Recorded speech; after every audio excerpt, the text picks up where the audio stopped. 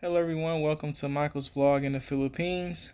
This is another video regarding the earthquakes. So far we haven't had any earthquakes for a few days.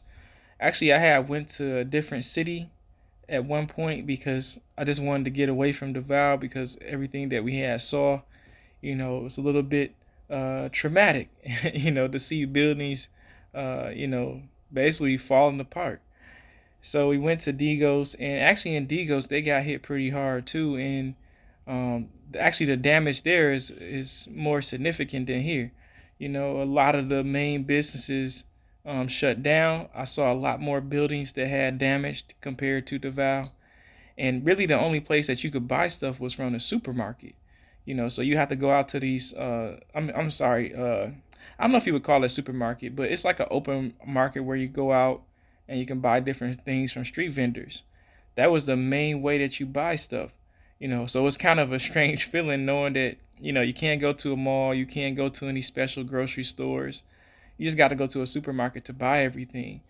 And it really showed me, like, the next level of what I would have to prepare for if that happened here in Davao. And Digos, I mean, if you didn't have any food or water stored up, you got to go out in these, stores that are open. There's very few that are open like regular stores. And when you go in, man, I mean, people are just, they all up in there, they everywhere buying stuff. Because that's the only place that they can buy it. The main big retail stores are not really open in Digo. So imagine if that had happened here in Davao and there was more buildings damaged. You didn't have any food, you didn't have any water, didn't have no diapers for your kids. You got to wait in these lines and in these super tight spaces trying to buy stuff. So I definitely am rethinking my strategy, making sure I'm ready if any more disasters happen, that type of situation. And in some places, I mean, it's even worse than Digos. Where the damage is so bad that roads, for her, roads crack. Having cracks, and you can only drive on a certain road. They don't have no water, running water, type of situation. So you gotta think about all these things, especially if you stay here long term. Like, what's your plan if something like that happens in your city? And do you have a way to get water if something happens, like to take a bath, drinking water as well? Food. Do you got all those things taken care of? Do you got some non-perishables? There's a lot of things that you need to think about.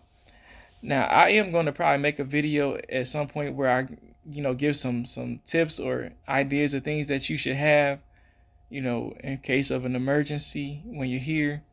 If you're staying here for like a week, maybe you don't need any emergency plan. That's up to you. But if you're staying here for 30 days, 3 months, a lot can happen in that time frame. And so maybe you should have a plan together in case something like that happens. If your building that you stand in is no longer a place that you can stay, you need to have a plan of, where you're gonna go if something happens, in that type of situation. So, but nonetheless, everything is good. There hasn't been any more earthquakes. This is kind of just afterthoughts that I'm having of, like, okay, what would I do differently? Evaluating the different situations in different cities that also experience earthquakes in the Philippines. So, for me, one of the most important things is to make sure you got food and water. Not that I didn't already do those things, but I'm just saying, as an example, that's something that you want to make sure that you have. You want to make sure you got your passport if you're a foreigner here, of course. There was one foreigner, he didn't even have his passport. He was like, oh man, I need to go get that. So make sure you get all the important information that you need, documents, aside from just your food and water. Make sure you have all important documentation in case, you need to present that information or make copies of it for, you probably would need it if you're moving in a new place. They might need a copy of your ID. So you want to make sure you have that stuff. You know, that's pretty much it. I think that's pretty much all I want to say in this video regarding, those things. For me personally, I probably won't stay in a condominium anymore after our lease is up here, which we did a very short term lease. And I'll probably do another video why we even had to do the short term lease here in the first place. And I think I alluded to that in one of the videos where I said, basically we had to transfer because they're renovating the place that we're staying in. And so we're looking for a new place to stay. But we already got those things settled. So we'll be moving into a place not too long from now.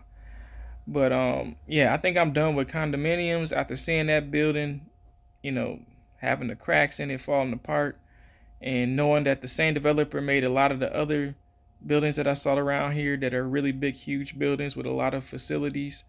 They didn't make all of the buildings obvious, but they made enough of them where, you know, I don't know all the ones that they made, so I'm not even going to take a chance on that. I think I'm just fully done with condominiums. If I can avoid it, I'm just not going to stay in a huge building. If I stay in a building, maybe 2 to 3 floors max. I don't want to be in anything bigger than that, because I don't know the structural integrity of the buildings.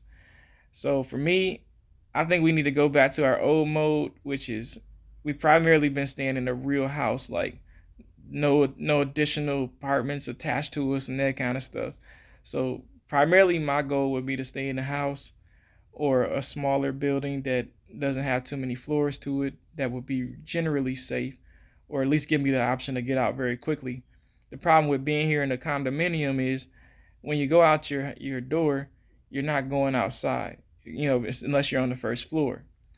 And so when you go out, you got to run through the hallway, you got to run down the stairs because you can't take an elevator. So you got to think about all these factors. So for me, I don't want to have to deal with running through a hallway. When I open the door, I want to be outside immediately.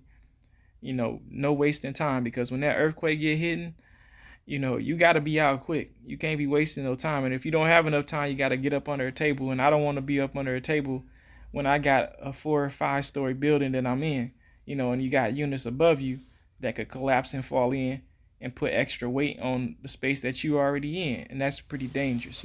So, but I would say if you plan to come to the Philippines, to Davao specifically, I would say give it at least another week. That way you can see and evaluate, okay, if nothing happens, maybe it's okay to come now.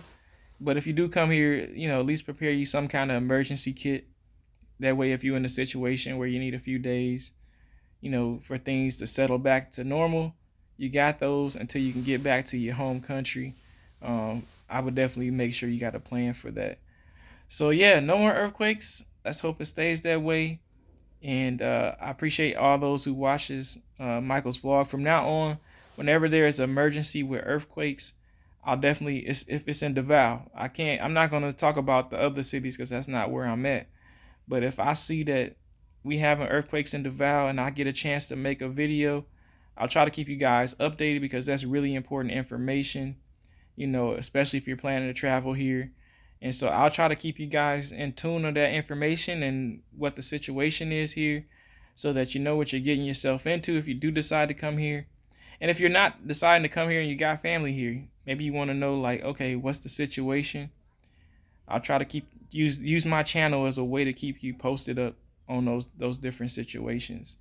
And it don't even have to be earthquakes. If there's any type of problem, it could be something that's not a natural disaster that could be dangerous for people that's coming here.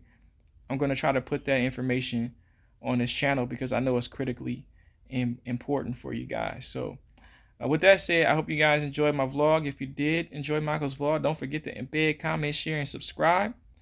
And I'll see you soon in future videos on Michael's vlog.